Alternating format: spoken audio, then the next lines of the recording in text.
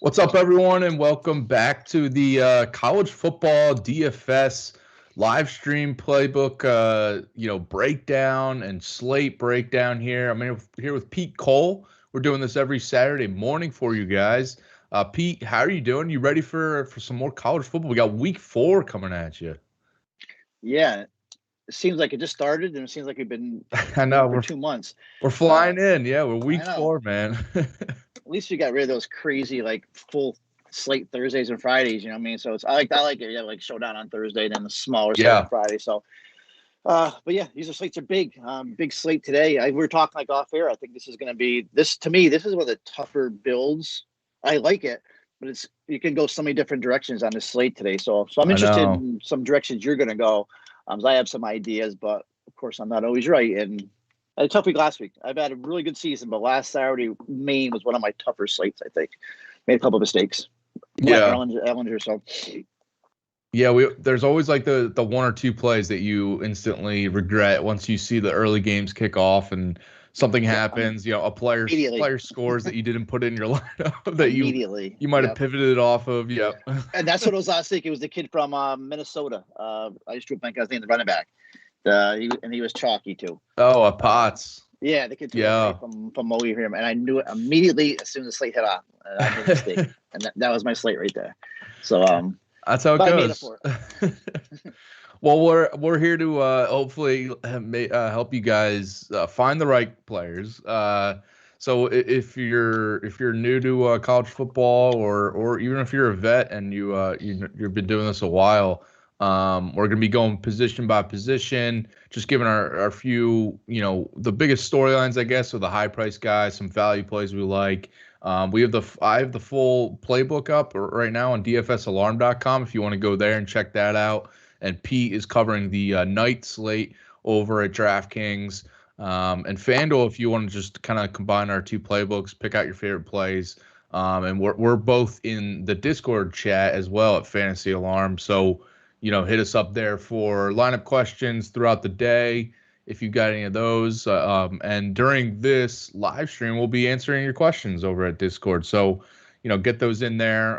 If we see them pop in, once we'll just kind of touch on a player if you have a question about it, or an either or lineup question, that kind of thing. So, don't hesitate to ask there. We're gonna be giving you guys any breaking injury news for sure, because we always have that, Pete, on this Saturday morning. And I think, about once warm-ups start happening for these early games, we'll see, like this key player's out, or, an injury we're paying attention to. There's no huge ones, I will say, just to start here, because, obviously there's maybe, I know like last night, I was making sure to see if someone like Taj Harris was in for Syracuse. The running back for Virginia, Talapapa, was out, last minute. So that was like a big thing. But we were on top of it in the Discord if you were there. And we'll be helping you guys here. So let's just first off, this actually, slate, you know what? Something actually just popped up. All right. See, here we go. Kurt Hennish is out for Notre Dame. He's a big part of that rush D. So okay, that's going to be obviously an upgrade to the Wisconsin running game. Which so lock in Chez Malusi. Yeah, maybe, right? Yeah, so I guess we'll get to that running backs, but I just saw that pop up. So maybe upgrade to Wisconsin running backs. Okay, wow, interesting. Yeah, well, in the playbook, if you are looking at that, I definitely wrote up Chez Malusi because of that matchup, and I really like him. And he's borderline cash for me, but like GPP, he could be a massive game. Yep. All right, well, we'll get to that in just a sec. Just going over like the highest totals for this slate, just kind of like overall matchups maybe to target, or offenses to kind of stack up maybe if you want for GPP and or cash.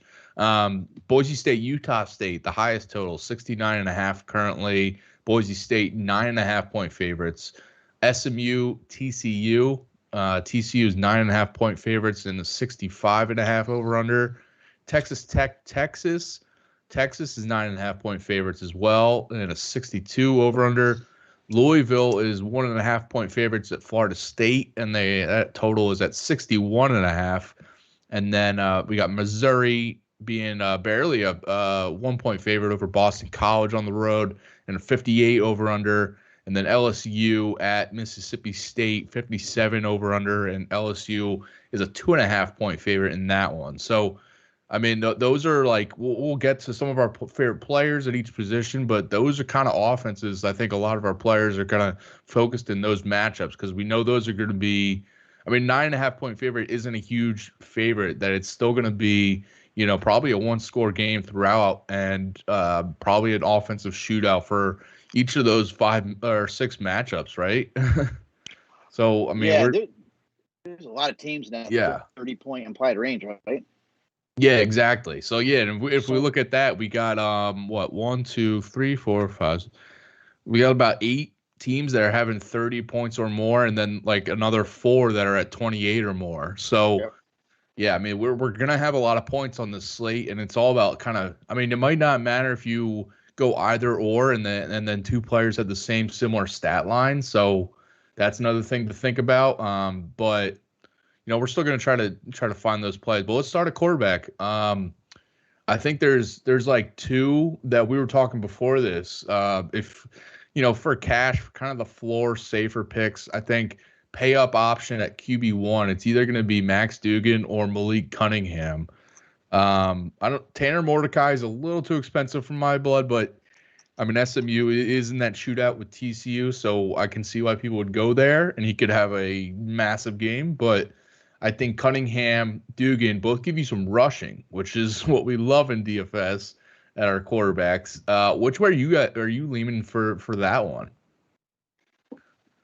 And this is probably gonna be my decision of the day. And the more we're talking, this could be the type of slate you don't want to overthink. I think there's so many people that are so tight, so many guys that are same stat lines where you may get yourself crazy and make some bad decisions overthinking. So kind of this is more of a go with your gut feeling too, because I think Duggan and Cunningham are neck to neck. I think you may be leaning Cunningham a little bit more. I think I'm leaning Duggan a little bit more. My problem is Dugan's like an A-Mart where when you're watching during a game, he just looks dirty and he just looks like he's not getting anything done. And then at the end of the day, you look at it and the guy's got a bunch of points. So I do think he's in for a huge day today. He's the SMU secondary has been rough. They gave up a lot to Louisiana Tech. They're about 351 yards and 4 touchdowns. And that's to Austin Kendall. And he also ran for 20 yards in that game too. So Duggan could have a huge game here. I mean, against California, he threw for 234 yards, 3 touchdowns, rushed for 71 yards, another touchdown. They have a high team total. And I think he's going to use his legs a lot today. So I still think there may be some safer options. They're cheaper, but I should say safer, but I think I'm just going to go with this 50. I think Dugan's got 50-point upside today. So right now I'm leaning Duggan, but you could probably easily talk me off it to Cunningham, really. Okay. Yeah. Hey, I'll try to do that right now. Cause I think, so we were talking about this before we went live here. Duggan, I've gotten burned by him before. Last year, there's games where he could just put up a dud, statistically, even though if TCU wins the game. And that's actually part of my worry here with Duggan is that TCU is, almost 10-point favorites at home against SMU. There is a slight chance where they get up, early, and this game could be less of a shootout than we think. Obviously the high total and the way we know both offenses are, it probably won't be that way. But I think that little risk. Whereas with Cunningham, I know he's going to be in a close game all week. Like Florida State a lot of people are picking them to win this game outright at home.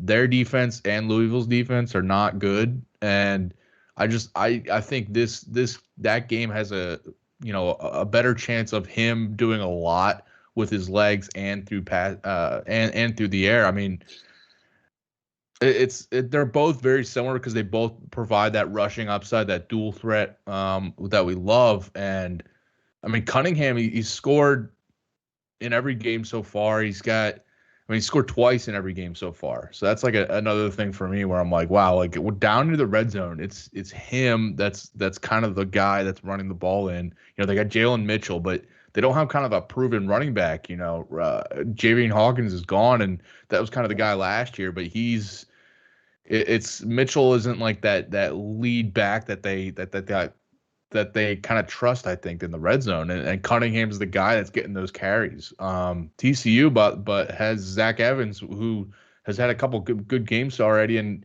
I think he's a guy that they would lean on more in the run game rather than Mitchell for Louisville. That's like another factor that's kind of pushing me towards Cunningham. But like I totally get why you would play Dugan. So it's kind of a toss up in general, but.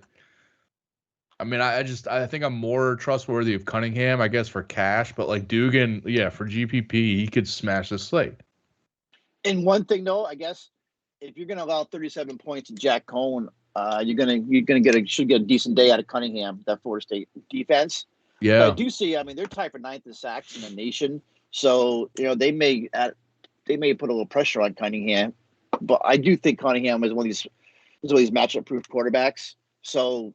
This is what I was saying. I may end up going on an alternate lineup. I may end up going 2 because I just know if I go Cunningham and then boom, you know what I mean, I'm going to get burned the other way. So I mean, I actually may end up getting with 2 alternates. But right now I'm still leaning with Rodgers with that implied. But I think they're just so close. They're so close right now. I mean, Dugan, they're so close right now. Dugan and Cunningham for the top. So it's just. So you can't overthink this. Just play your gut and move on. I think you can spend all day debating this. Yeah, and just like another note for Dugan, I mean, SMU's pass defense is statistically the worst on this slate. So just like that's another thing to keep in mind. They've allowed the most passing yards per game of any team in action on this slate. So like that's a thing to keep in mind. All right, well let's just move down a little bit. As like maybe your super flex, because we always love to find that like cheaper super flex guy, unless you're paying up. I mean, if you can make Cunningham and Dugan work in the same lineup, go for it. But that is going to be tough to do, I think, this week. But you mentioned Will Rogers. I mean, let's go to that game. So it's Will Rogers, Max Johnson across from each other. Both are affordable enough that you can either stack them both in the same lineup in tournaments, or one of them as your kind of QB2 super flex in cash if you're pairing with Cunningham and or Dugan. So I mean, why do you like Rodgers? Yeah, I'm definitely going Rodgers as my second in cash. I mean, he leads the nation in pass attempts, 54 attempts a game, averaging 360 yards a game, 6.6 yards per attempt. So he's doing a lot of dunking and all that. But I think I just love this Leach offense. I think it's a high floor play. I really don't think you can go wrong with Rodgers, and he's getting more and more comfortable in that offense, every week. And he's got 25 points in two of his 3 games this season. So, and that was another stat I came up with earlier that's actually pushed me to Rodgers. Is last year they beat LSU 44-34. And that was a KJ Costello, who we know was washed up, probably dead, and threw for 623, 5 touchdowns against that secondary. I remember that game. Yeah, exactly. And that's when you thought Costello was back. But I think LSU's defense is actually worse this year than it was last year. So yeah, they're not good. No, 1,100 yards in 3 games, 8 touchdowns, and just 1 interception. To me, Rodgers is just a load, move on for your second quarterback. Yeah, I love him too. I mean, I wrote him up in the playbook. Like the matchup this game is gonna be high scoring for sure. And the thing that like the LSU, you mentioned the LSU pass defense is terrible last year, probably gonna continue to be bad all year this year. And LSU's offense is good enough that like they're gonna push Mississippi State. I mean, they're favored on the road here at Mississippi State, which is saying something. I will say, I wrote up some best bets for the wager alarm if you want to go check those out. And I might be leaning Mississippi State here on the points. So if that's like something you're interested in, I just think that Mississippi State's a better team overall. And the pass defense for LSU really worries me. And this Mississippi State offense. I mean, we've seen it in the past with Washington State's offense when Michael Leach was there. I mean, the amount of pass attempts and volume for their quarterbacks is unmatched in college football right now. So, especially for a power conference team like this one, even if Mississippi State is winning this game, they're still going to pass, a ton. So, that's what they do. So, yeah, I'm with you on Rodgers. I really like him. Max Johnson, though, I think is interesting for tournaments if you want to go that way. For me, though, it's either Rodgers or Hank Bachmeier, who's a little bit cheaper for Boise State. He's another guy kind of like Dugan that's burned us in the past. Doesn't have as good of stats, final stats, even if the matchup is there for him, which is kind of the case this week against Utah State. The matchup is definitely there. The game script, the high total game. This is the highest total on the whole slate. And outside of Georgia, Boise State is the highest implied team total for any team in action here. So, I mean, what do you think about Bachmeier and this Boise State offense? Yeah, I definitely like Bachmeier. I've always been a Bachmeier guy. He's been another one though I've had some tough games with him. I think he's a great GPP player. I think he's going to come in lower owned, in my opinion. He's averaging, would you say, 22 yards a game. The problem is he hasn't had like that light up game yet. I don't think he has had more than like 23, 24 points a game yet. Yeah. So, and mainly that's because of his lack of running ability. And that's another reason you're going to get him lower owned. But this Utah State defense is allowing 256 yards a game through the air. So I really think I like Bachmeier more and more, like as we talk, especially if you're making like a second 2 or 3 lineups. I'd have no problem, running a Bachmeier out and switching off like a Will Rogers or something like that. So he probably is like my number 4 if you're those top 3. And then my other one is I like Tyler Shug today too. It's probably my only other one I really like a bit today. So yeah, I like Shug too. Connor Bazelak, I think is how you say it, right? And that's another one. Yep. Yeah, from Missouri. I mean, he's pretty cheap too, 6,800. Shug is 6,500. So yeah, those are 2 I was looking at. Kind of lower down. I mean, getting one of those kind of allows you to pay up for someone else. I don't mind that at all. I'm not going too much. There's no like super cheap guy. Sometimes we get one of these, lower price guys, maybe in the 5K range, 5 to 6K range. But I don't see one of those. I don't know. Do you? I made that mistake last week, and I thought I got cute. And this is where you can't do that in main lineups. I ran the Colorado quarterback, and I just drew a blank on his name. And that. Oh yeah, and they put up a dud. Yeah. Yeah, I got negative numbers out of him, and I still actually with him in some of my lineups, I still cast my lineups with him in a lineup. But I learned a mistake last week. I got cute. The kid's a runner. I just drew a blank on his name, but I am drawing a blank too right now. That's a good lesson. I mean, maybe go down to maybe like a Dennis Grizzell, something like that for Boston College, like for GPPs. But I do like some pieces of that offense, like Flowers and running back we were talking about earlier. But no, this is the type of lineup. Just don't get cute. There's a bunch of guys you can definitely use and be safe with. And like I said, even I think Tyler Shug. I think Tyler Shug is finally starting to show, the kind of quarterback he was when Oregon. He was the big recruit at Oregon, was taking over Justin Herbert's job and all that. I think Shug is kind of underpriced too, and he may have a huge game here today. So Texas allowing the opposing quarterbacks to complete 70% of their passes. So I mean they're holding them 6.6 yards per attempt, but still, I mean they're throwing the ball, and I think Shug's got a lot of talent, but not like a main lineup type deal. Yeah, that Texas Tech game could go in a little overlooked on this slate. I think just because we got other offenses we're maybe focusing it on more, especially at quarterback. But there's some receivers and running backs we could look at from those offenses. But I think him and I'm not really looking at Cade Thompson, just because I think there's a chance he could get pulled again. They use Hudson Card, or the Texas offense becomes more run heavy. Agree. Again, but I think Brendan Lewis is the guy you're thinking about, right? Yeah, yep, that's what it was. Well, he had negative 27 rushing yards, so there you go. But I used him, I think, the week before. Maybe it was like weekday slate, I remember. it must have been like a Thursday, Friday slate, and we actually had success with him. So I went to the well one too many times with the kid. Yeah, that's a nightmare at home too, and they get blown out by Minnesota. We had a question on coming from Discord. Dirty Dangles, what's up, Dirty? He's always chiming in, Dirty Dangles. Yep. What about Jefferson for 5,700? Uses his legs, so should hit value fairly easily. Yeah, I mean, from Arkansas, KJ Jefferson. What do you think about him? And he did show last week that he could pass. He threw for 366, but he's still using this kid for his legs.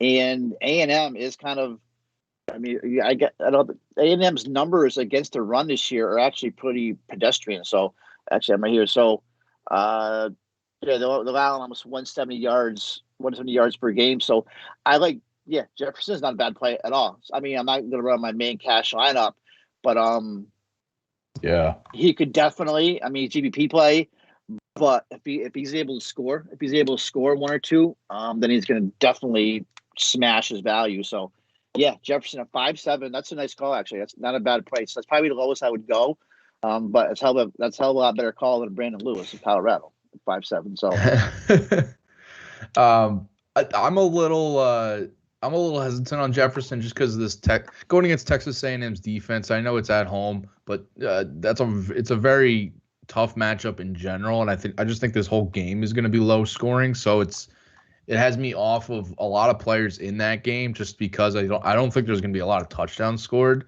in general. And I mean, the rushing gives Jefferson a little bit better floor than, say some other guys, maybe a Dennis Grossel from Boston College would.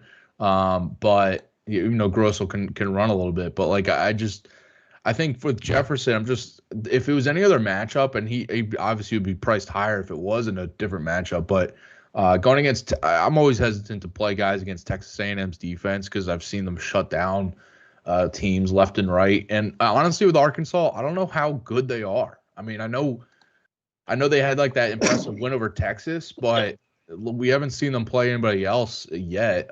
They hit, easy wins over Georgia Southern and Rice, but this is like their first test against Texas A&M. And the fact that Texas A&M I know people are maybe thinking Arkansas could pull out this win or pull out the upset because they are underdogs, but I'm hesitant to go against Texas A&M here. No, you're right. And it does look like this. Look at some numbers. It looks like they have fixed some of their issues defend the run since the opening game. So that's why some of these numbers may be skewed. So there's not too many. I mean, GBP definitely. You're on a run Jefferson. That's a cheap price. I mean, you want a couple, but I'm totally with you. I think it's gonna be a lower scoring game. I'm not anybody from A&M. I'm not even really on Spiller this week. Any of these guys, and I'm same with Arkansas. This is gonna be more of a grinding game, and get over under 47. So it may change, but that's why I have that number. So that's what I'm saying. I mean, it's going to be a low scoring game, and I would honestly probably take the under on that. I mean, I don't think we've seen with Texas A&M and Texas A&M's offense isn't that sharp right now because they lost their quarterback and they're kind of more run heavy. So it's going to be a slow game, not a ton of offensive possessions overall. So you're right. And the more you're looking at it, I mean, Jefferson's not going to touch that secondary with his arm. And if you look at it, you got Logan Bonner sitting at a 70 over-under game, and he's $100 cheaper. So I'm not saying go out and play Logan Bonner, but that's a high over-under, and that's so he'd probably be the smarter play if you want to go down. If you want to go down that low. Yeah, the thing with Bonner though is that they used the backup Andrew Peasley. They're rotating him in, and Peasley last game against Air Force, he threw 3 touchdowns when he came into the game and helped them win that game. And it was a 49-45 final score. And they're probably going to use both. Like I would definitely lock in Logan Bonner in any other situation, but they keep going to the backup here, and that's a big worry. So I mean, there's other ways we can go to Utah State's offense, and let's just go to running back here. I mean, there's a top. We'll get to Calvin Tyler Jr. from Utah State in a second as a kind of a value, but The top tier is, I think there's a decision to be made here for sure because, we got Bijan Robinson from Texas, Breece Hall from Iowa State, and then the two Michigan guys, Hassan Haskins, Blake Corum, just $100 difference there. I think Robinson versus Breece Hall is an interesting decision, whether, in cash or GPP. And I think people will probably lean Corum over Haskins, but I could see both having big games. Yeah. I mean, how are you feeling about this top tier, or are you just kind of going down at running back anyway? Right now, I'm probably looking at. I hate messing with teams that have two good, even they're two good running backs. I hate messing with teams, even though I do like Blake Corum a lot. I just hate messing with these guys in main lineups. Right now, I'm looking at I can lock in Tyler Body and Bijan Robinson as my two. Yeah, I forgot about him. Yeah, I was on Hall early in the week as one of my top plays, but I really think at the end of the day, if you look at it, I think Tyler Body, I think he's one of the best running backs in the country right now. And look, he's right now he's fourth in the nation in yards from scrimmage, 345. So he's, and I mean, the offensive line is actually, it's not the greatest offensive line, so it actually makes his numbers look even better. And hey, if you shut him down, he still can catch some passes too. So Body is my top running back at 6'9", and then I'm leaning Bijan over Breece Hall just because I have a little bit of respect for that Baylor defense. So, and I think Bijan Robinson, we still haven't seen his best days yet either. As I think the kid's good. I mean, he could. Yeah. He's almost matchup proof, I think. Yeah, I like Bijan and Breece Hall a lot. Yeah, the Tyler Beatty call. I mean, what he does in the receiving game is hard to ignore at all. I mean, he's got 3 receiving touchdowns, has scored through the air in each game so far, and his combined. You mentioned his total yardage. He doesn't have huge rushing games every week, but his total yardage. I mean, even against Kentucky on the road, he had over 140 total yards with 10 receptions in that game. I mean, that's in PPR in this DraftKings format. We love that. So, yeah, I like him a lot. And this matchup, this game against Boston College could be a sneaky, shootout, DFS galore on both sides. Yeah, so I think so.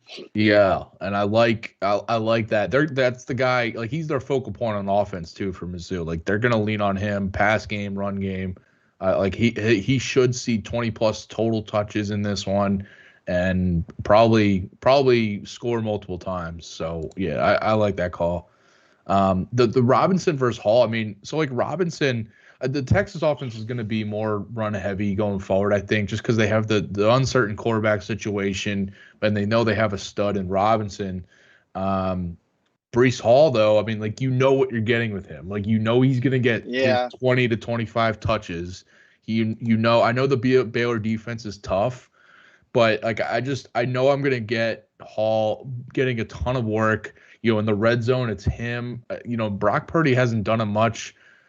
Rushing wise, that maybe I thought he would this year. I mean, maybe that's going to change, but I think they're just they're realizing Breece Hall is our best chance to, when they're in the red zone, we're just going to give it to him. We're not going to leave this up to chance. We're just going to feed him. Against Iowa, that's the toughest matchup so far for Iowa State was against Iowa, and even in a game they were trailing much of that game, and he finished with almost 100 total yards, and he scored 4 receptions. I mean, he had 18 DK, and that's a floor game for him. So yep. I think he could easily. I know this game is low scoring overall, and I'm not looking at Iowa State at all, DFS wise besides Breece Hall, but if I was going to play anybody, it's him, and 7K is honestly the cheapest we're ever going to see Breece Hall this season. So definitely. And I didn't realize, I just saw another number. Last year he ran for 185 on Baylor. It's probably his best game of the season. It was highest yard per carry of his season, and he scored 3 times that game. So we haven't seen a Breece Hall game really yet this year. I was hoping to get Robinson, Hall, and Beatty in my same lineup. I don't think that's going to happen unless I drop. Unless I go a little bit cheaper at my second quarterback or my quarterbacks. So you could play Logan Bonner and so my decision is, to me, it's coming down to, I think, Hall or Robinson for me. Because I'm locked in on Tyler Body, and I got to make a decision on Robinson or Hall. Same price, $20 difference. I don't know. It looks like I think Robinson may be a little bit more owned. Early in the week, Hall's going to be a chalky play, but that's another tough decision. I got the quarterback, and I think these two running backs are your two decisions of the day for me. Yeah.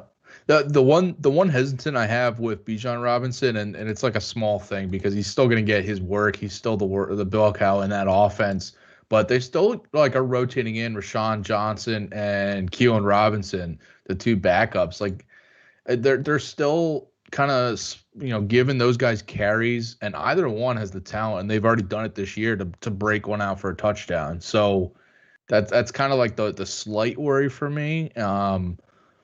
But I still think Robinson's a great play. I mean, also 7.2 might be one of the lowest prices we see him at the rest of the year if he has a big game here. So, yeah, I like it it's either or for him and Hall. I'm good with either one, honestly. So, and try to get them all in. The one guy I want to touch on is Chez Mellusi, Wisconsin. I mean, you mentioned it. So we were talking about earlier. I mean, the injury to Notre Dame's D line. They have an injury. Who's the player that's out?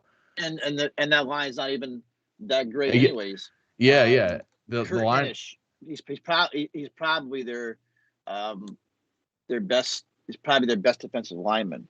That line's been getting beat up on the run all year, anyways. So what worries me about this is the whole Berger factor now, because all of a sudden Berger showed up last week, and that's what worries me, because against Eastern Michigan, next thing you know, he got a bunch of carries. So if not, I would have been 100% over Mellusi this week. I'm not saying that I'm not on him, I am, but that's the only thing that scares me is a little bit. But I got a funny feeling you're going to see a little bit more Berger than we think this week. That's just my opinion. I could be 100% wrong, but we could. So I have like two things that so the matchup is like if Mellusi was 100 or 1,000 cheaper, like if he was 5,400, I would lock him in because this matchup is so good. And Mellusi being, a transfer from Clemson, like this guy has the talent he's a lot better than Berger in my opinion. And he should be the lead guy. But they worked in Berger last week. So what I was gonna say though is like last week it was against Eastern Michigan, and I feel like a lot of Berger's touches and production came when the game was already in hand. And maybe they just rested Mellusi knowing they had the bye week and then this game coming up. So it's like they could just rest him with, knowing they were going to easily win that game. Against Penn State, though, in week 1, like Mellusi got 31 carries for 121 yards, and Berger didn't touch the ball. So it's like, and that was like they've only played 2 games so far, and that was obviously the more comparable game to what he's going to, this matchup versus Notre Dame being a closer game. So I just have some hesitance, like saying that like, Berger's going to get any touches. I don't know, because like when the game was on, when it mattered, Mellusi was clearly the lead guy. He won the starting job, in the off season. So I think I'm more safer on Mellusi, knowing he's going to get that workload. This defense is terrible though. The Notre Dame rush defense. Yeah. I mean, they allowed over 100 yards to your guy Kovac from Toledo, and they allowed over 100 yards to who was the other? The Corbin from Florida State. So like and those two guys are not as, those two offenses aren't as like run heavy, I think, as like Wisconsin is going to be in this game. So right. It could be a huge game. For GPPs though, because like I would rather pay up for Tyler Batty, Breece Hall, Bijan Robinson. So yeah, that's like something you keep in mind. Going down to some of these value guys, we mentioned Calvin Tyler Jr. I think he's in play. Will Shipley for Clemson, I think, is in play for GPPs. Even like Kyron Williams is very cheap against Wisconsin. I know the matchup is extremely tough, but cheap, very cheap. Yeah, and Williams has involvement in the receiving game, so I love that. And this is obviously like the cheapest we'll see him, but like the matchup is why he's this cheap, so I get it. Jay-Sean Corbin from Florida State, 5,600 is interesting. And then Pat Garwell at 5,200. Those are some of the value guys in this 5,000 to 6,000 range that I'm looking at. I mean, any of those guys stand out to you that you mentioned maybe paying up for 3 running backs, but if you aren't, you're going down a tier for your flex option. Which way are you leaning? Right now, and I have a gut feeling you may see Kyron Williams bust out a little bit today, against a good defense. Yeah. Like the Shipley call. I think Shipley's going to have a big game today. Another one with a good pedigree. My call is going to be, if I can't get the 3 big guys, I'm going to my 3rd running backs. I want to run 3 running backs today. It's going to be Calvin Tyler for Utah State. That's my guy. I think you liked him too, right? But he, yeah. Yes, I mean, it's nice to see because usually in that Utah State offense, they usually like a split backfield, but it seems like this year they're getting away from it. And Tyler he's got 4 rushing touchdowns. And last week, I mean, he was against a really good defense last week. So, and then he had 127 yards against Air Force. So, and now going against Boise State, who really they've been actually pretty shitty against the run. So they allowed 30 plus to Jalen Warren and Isaiah Bowser already. So I like this Calvin Tyler a lot at 5.5. He's one of my favorite value plays actually on the slate right now.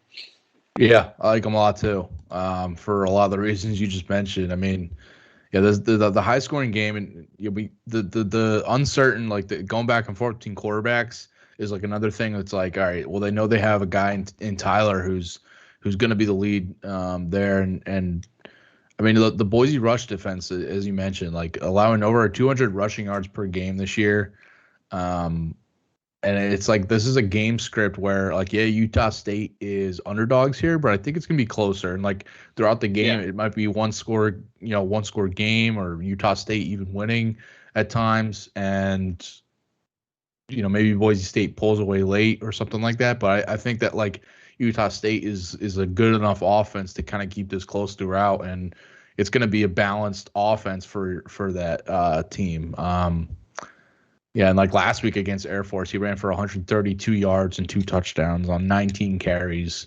And like, if that's the performance we're going to get from a guy that's under 6K, like I love that. So yeah, I'm liking that. State's they've been letting people run on them all year. Yeah. So yeah, I like that call. That's one of my favorite calls.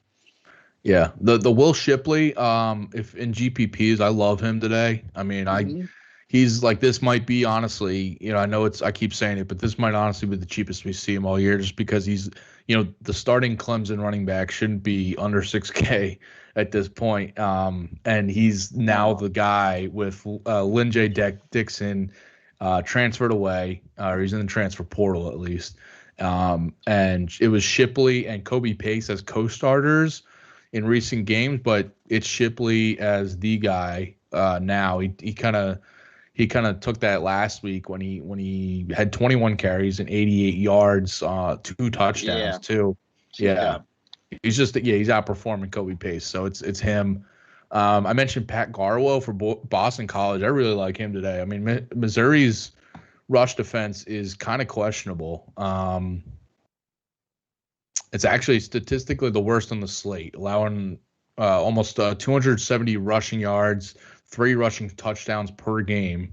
Boston College's offense, I mean, I feel like they're going to be very run heavy now with Phil Jurkovich out, and kind of a new quarterback under center there. And Garwell has taken over the lead running back duties for Boston College. So I think like 5,200 is very affordable. I mean, there's some risk there just because they've had multiple running backs rotating in there. So it's you don't have a guaranteed workload and or expectation of what he's going to do. But I mean, if you're just thinking like if you remove any of the names and the teams and you're just looking at this matchup and thinking like, all right, the starting running back against this defense in like a higher total game, I love that for Garwell. So yeah, and I don't even think Sinkfield saw the field the second half last year. So yeah, he's weirdly like out of the rotation kind of. So yeah, it's him, and he's taken over from Travis Levy, who was also a starter at one point. So I like that. We had Dirty Dangles saying, "Don't sleep on Corum and Haskins. I prefer Corum as he also catches the ball." I mean, so my thing with the Michigan team is that like they're big favorites over Rutgers, like, and we know they're going to score a ton of points. The split between Haskins and Corum, the fact that they're both 6,700 and 6,800 respectively on DraftKings is like, it's a lot to pay for guys that are going to split the work, and either one could have a big game either way. They could both have big games, but like I like Corum overall, but if he was cheaper, if he was like 6K, like, yeah, I'd consider him more, but it's just, he's a little too expensive for my taste this week, especially with just other guys around him that I'd rather have. I don't know. I mean, that's my feeling on Michigan's backfield. I agree. I still think Corum is probably a top 5 running back this week. I mean, because they have been smashing people on the ground. So yeah, they're averaging 350 yards per game behind Haskins and Corum. But it's true, because I hate messing with when got teams like this where you don't know which way you're going to go. And if you're running a cash lineup, GBP, run one Corum. Watch him run one roll to Haskins also. Especially, this is a matchup that does favor the Michigan run game. Rutgers' 63rd defensive rush play success. So Corum is definitely in play. I'm just going to be a little leery of using him in cash, because I'd rather just go down to a Will Shipley if I was gonna. You know what I mean? At least I know I'm definitely going to get. Shipley pretty much should be the main guy. You know what I mean? So. But still great plays. I mean, Corum's still a top five running back. I just can't see using him in cash right now. Yeah. By the way, in tournaments, if you want a guy that's probably going to be very low owned, go to Haskins, because everyone's on Corum now. Right. And Haskins is. I mean, I'm looking back at game logs against Washington. I didn't even realize this. He had 155 rushing yards on 27 carries in that game. And like Dangles mentions, like that the Michigan Harbaugh doesn't throw the ball at all, so that's why like him and Corum are both getting a ton of work. But also in that game, like Corum had 21 carries for 171 yards and 3 touchdowns. So it's like, I mean, they're both gonna have theirs, and Haskins is definitely the overlooked guy now that Corum is getting some hype. So, and I like Corum more too, just overall as a talent, but. So you can look to both in GPPs. I mean, both of them could have huge games. So like, yeah, I totally get it. Going to receiver here.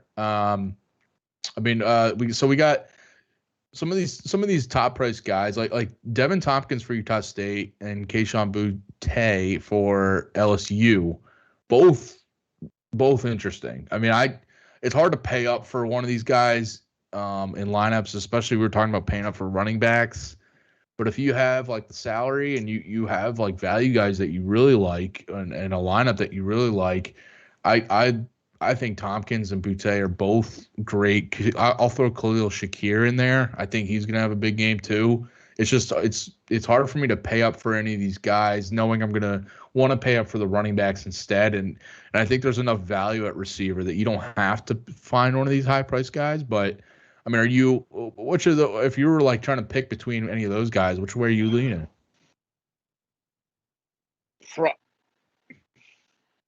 I like Shakir too in the middle of that. I would probably Shakir, Boutte, Tompkins, but the thing I like about Shakir is he counts like 35% of the team's target share. So. And especially, we need word about Stephon Cobbs as he sat last week. If Cobbs is out again this week, I would like even Shakir more. But you're right. I don't have any of these guys in my lineup because of the running backs. But they're all definitely in play. I mean, Boutte, of course. I mean, he's a stud. You know what I mean? He definitely. And Tompkins is in a great spot also when it's high over under. Tompkins is a country receiver right now, and you're so in second in the country in targets. It's just 8K is a lot to pay. So these are all, to me, GPP plays. Just too many value at this receiver to go with in cash. But all great GPP plays, of course. Yeah, by the way, we have a couple injury news just coming in with pregame warm-ups going on for the early games. Taj Brooks, now we're talking about running backs here. Taj Brooks for Texas Tech is out. So that, I mean, he was, that bumps up, honestly. That's like so Roderick. So Roderick Thompson, that bumps him up for sure because Thompson was out previously to start the year, and then last week he made his debut. But, blowout win over FIU. They kind of worked him in just with a few touches there. I mean, he did score, but 4,800 against Texas rush defense is not that great this year. So no. I do not mind Sir Roderick Thompson at all in cash, honestly. I mean, this bumps him up like significantly because before this game, I almost wrote up Taj Brooks as a value because I was like, oh, they're gonna still use both, and Brooks has had some big games already. And Texas Tech's offense is, I don't know what to make of it yet because of the new Tyler Shuck being under center, and I thought this game was going to be interesting to see how they would do it against a Texas defense and offense that's going to make them push. I mean, what are your thoughts on Roderick Thompson here? It was on my mind. We're talking about running backs too, and because Texas has been, they've been gashed on the ground. Right now they're ranked 106 in rush success, so they're allowed 5 yards per carry, over 5 yards per carry. So now with no Brooks sharing it, it looks like Thompson is a full go. Yeah. What's his price? 4,800 on DraftKings. Sir Roderick. Yeah. Is he? There's probably going to sprinkle in a little bit of White and Townsend, those guys. But so here's my question: then is Roderick at 48? Does he nix out? I still like Calvin Tyler at 55. I got to play in my line because that may actually be able to get me maybe a little bit higher. Almost another. Maybe a bump up to receiver somewhere, but that definitely puts Sir Roderick in cash territory. Definitely. Yeah, maybe it's not cash, maybe it's GPP still because we just don't know what the workload, and maybe they're still trying to work Sir Roderick Thompson back from the injury. But this guy has the talent to smash. So there's no doubt. Yeah, sharp people might be on this news and see that. Maybe people were on him before this news came out. I don't think so. He was tough to kind of trust, I think, coming on back from the injury and just, didn't do that much last week. So if he had a big game last week, that'd be another thing. But I get it. By the way, you were mentioning waiting for Jaquavius Marks news, and he is warming up for Mississippi State. He is. Okay. Yeah, so looks like he'll play. Stephon Cobbs, you mentioned him, so he is warming up. He's warming up too. Okay, that would have been a big upgrade to Shakir if he was out. In my opinion. Yeah, it looks like obviously anything could happen, but it looks like the fact that he's warming up is probably a good sign that he's going to play. So that's something to keep in mind. But yeah, for Shakir, I still think Shakir's a good play. He's always been getting it done every year, and he's clearly Bachmeier's top target. So if this game's close, it's like Shakir. They're gonna get the ball in his hand in any way possible, I think. So that'll be interesting. I want to talk about these SMU receivers because we have a ton to choose from. I think.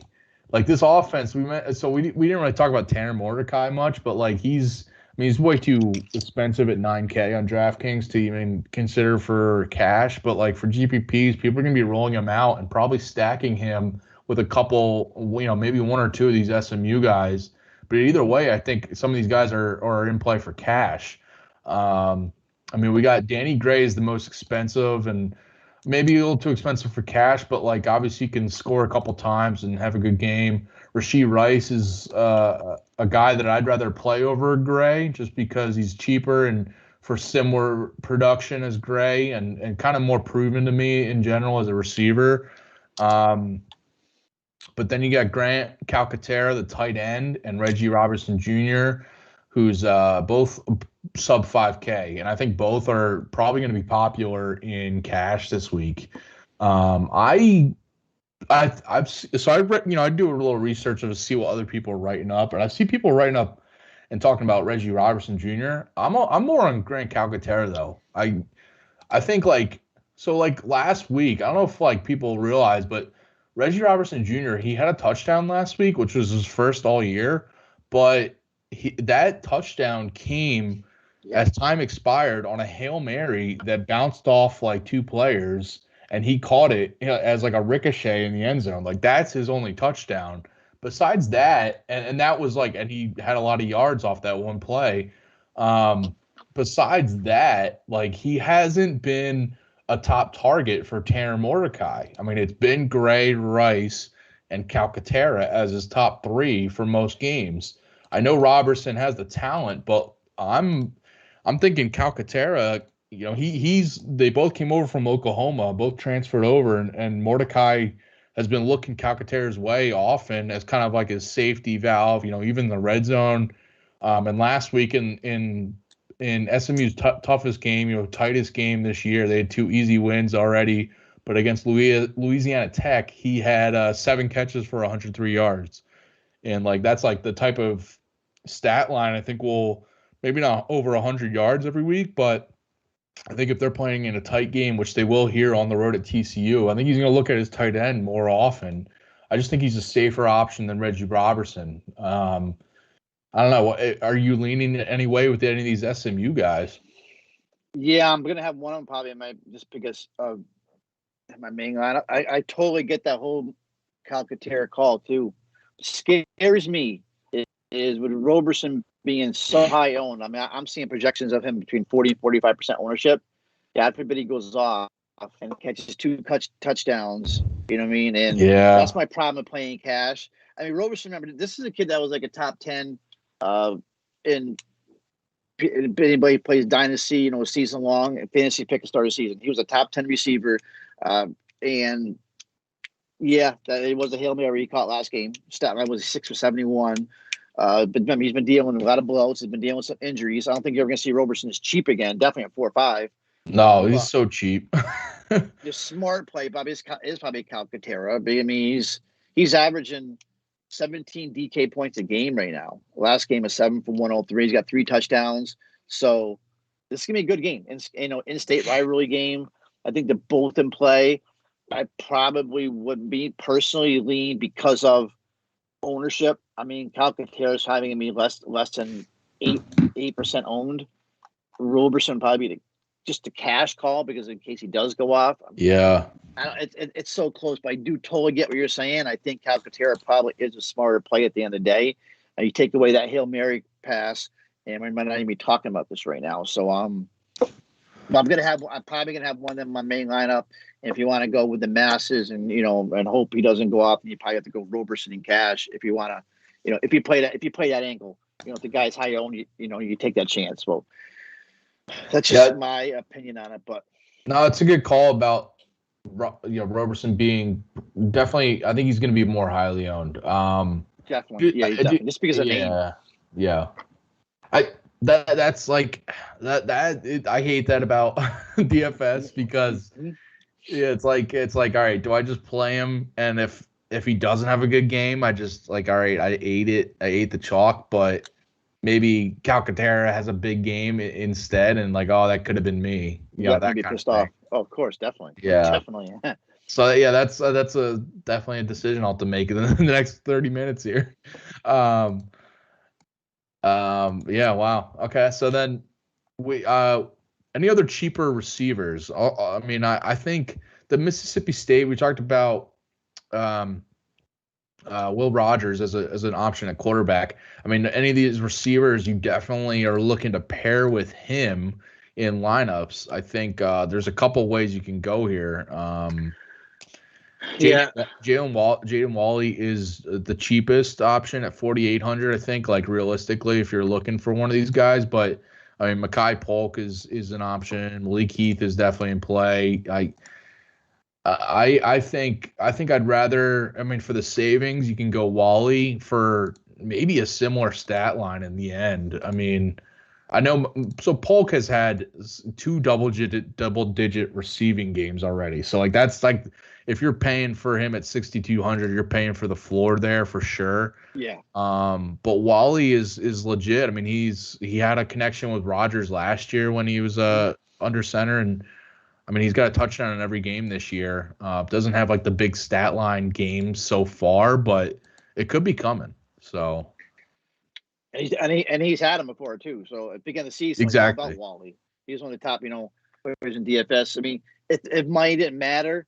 I like the Polk because I like the if you're running like the DK PPR type format because he's got 25 receptions on 32 targets. So yeah, it might didn't matter. But then that's a big ass difference from 6'2" down to Wally's 4'8", and we all know Wally's a really good receiver. He actually started last week. He's still splitting snaps between the other guys, but Wally's been scoring every week. So Wally's having the smart play. If you had the money, I would probably play Polk, but Wally's probably the smart play here for cash. And it's going to leave you, you're paying up for some of these running backs. You're going to have to get cheaper receiver anyways. So I probably think you do want a Mississippi State guy in your main lineup, either like a Heath or a Wally. Yeah. Probably, I'm seeing about the same ownership for both. And Mississippi State throws so much that like multiple guys could have solid stat lines when it's all said and done. So yeah, I totally get that. I didn't want to confuse people too. I was saying Heath. It's Polk that is my favorite because they're also together. I mean, Heath's a great play too, but Polk's the guy that's got 25 receptions on 32 targets. You got Mekhi Pope, and Malik Heath. and Jaquavius Marks. Yeah. So I think you want one of them in your main lap, though. You got to get a piece of that offense. Yeah.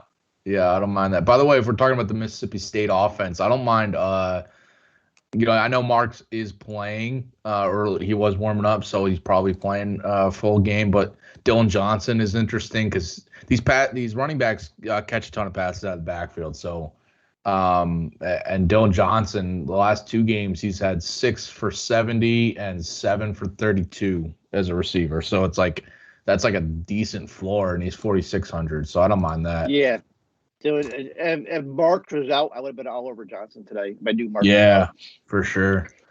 I got one other receiver I like. Actually, is Justin McGriff for Utah State. Okay, he's only 3.9. So he's one. I actually got 2 favorite down here. I have McGriff. They implied of over 30.5. He's second in team, 18% target share. I like that a lot. So I like him better than Brandon Bowling, who's 6,900. Where you get McGriff for only 3,900. Like I said, he's second target share. The only difference is Bowling has 3 touchdowns, but McGriff's a big kid. He's run more routes in the red zone, actually, I'm seeing. And he's seeing more end zone targets than Bowling. So I like McGriff at 3.9. And my sneaky play, this Jaden Williams, 3K for Boston College. He's a kid, true freshman. He's seeing 20% target share in BC. So that, to me, I think is a really nice price at 3K. When you get a kid with 20% target share. Yeah, I don't mind that one. If we're going 3K here, I'll also throw one out. Davis Allen from Clemson. I wrote him in the playbook. Okay. Just a tight end for Clemson. Dabo Swinney came out and said he's going to get the start this week and just going to be more involved in the offense. I think they're just looking. This offense has been a little disappointing, I think, to this point this year. So they're just looking for someone. They already made the change at running back with Will Shipley. They're just kind of having like a little youth movement here, and I don't mind Davis Allen if at 3K just might be kind of a dart there. I mean, so he hasn't played much this year already, but he's got 2 catches in every game. So maybe he gets 3 or 4 catches and could find the end zone. Who knows? I mean, it's Clemson, so like they could. I'm waiting for this offense to wake up. I don't know about you, but there's going to be a week where like it's amazing that Clemson's on this slate and we've barely talked about him besides Will Shipley. I mean, it's just like they could easily smash and have a game where they score like 5 touchdowns. I don't know if it's coming this week, but I wouldn't be surprised. So same in Georgia. Georgia got the highest implied, right? And we haven't mentioned. Yeah, 45 implied. We haven't mentioned one player from the team, and you can't really. I mean, no, I know options that they go to. Yeah, I mean, a quick note on them. It's just like they're 45 implied total, but that spread has actually gone up like to 36. I think that they're favored over Vanderbilt on the road. I mean, they're just gonna crush Vanderbilt here, and we've seen them, Georgia, in these big games, like Zamir White just kind of takes it back. He doesn't get a full workload. So it's like you can't play him. They have like multiple guys that get carries, so much talent in that backfield that you just can't really play any of these guys. I mean, any of them could have a good game, but I'm not really going there. And then the receivers too, you just don't know how much they're going to pass. So yeah, I'm just ignoring that. I think you might have wrote him up too. I think I saw him. Another one I like is Xavier Worthy. 4.7 is a little probably borderline, but he was a guy that Sarkisian recruited heavily for Bama. I think he went to Ohio State. Was it? Could be wrong, but he went somewhere and then he ended up in Texas. So and back with Sark. So he was really good last week and said he's starting now. So that's and I do see you wrote him up. So that's I like that play to a 4.7. Yeah, definitely wrote him up because I wrote him up I think in the week 1 playbook and he hasn't really done much, but I think that the quarterback change has definitely helped him and he's more involved now and he was Casey Thompson's favorite target last week. So I know it was a blowout win, but I think he'll be probably. I mean, this might be also the cheapest we see him all year because he could just end up having another big game this week and then just having. Being the number 1 target for that offense going forward. Who knows? The rest could be history. And I think that could be what's going to happen too. Yeah, a former Michigan guy, as you said. So that's basically receiver. Just looking for any late breaking injury news before we hop off here. Yeah, nothing that I'm seeing really. Yet. Yeah, but if you guys are watching now, just hop over to the Fantasy Alarm Discord because we'll be there until lineup lock in about 30 minutes here, and then throughout the day, with the late games kicking off at 3:30 Eastern. If there's any injury news before those games, we'll be tuned in. And Pete, you have the night slate playbook tonight, right? Yeah. Cool. And actually, this week, one thing I liked about the night slate is it looked like FanDuel and DK pretty much have the same slate, which is so rare. That is rare. Yeah, you don't see that too often. But I think it's going to be pretty cool slate. I threw an example lineup in there for DK like we do. But there's it was I liked writing it up. It was a pretty good slate to write up, and it's pretty. I think a lot of it's cut and dry, but we can see some guys like Wandale Robinson. You get to see Deuce Vaughn on his slate. Of course, Sam Howell and the North Carolina guys. So I'll throw some stuff in Discord as the day goes on. Any other plays that I like that I didn't get in the article, if I need to downgrade some guys. So I'll throw some stuff on Discord as the afternoon goes on. Awesome, yeah. Well, yeah, definitely go check that out if you're playing tonight, and I will be soon. So, yeah. All right. Well, good luck, everyone. And mentioned we're in the Discord, me and Pete. And appreciate you guys checking us out here. We'll be back next Saturday as well.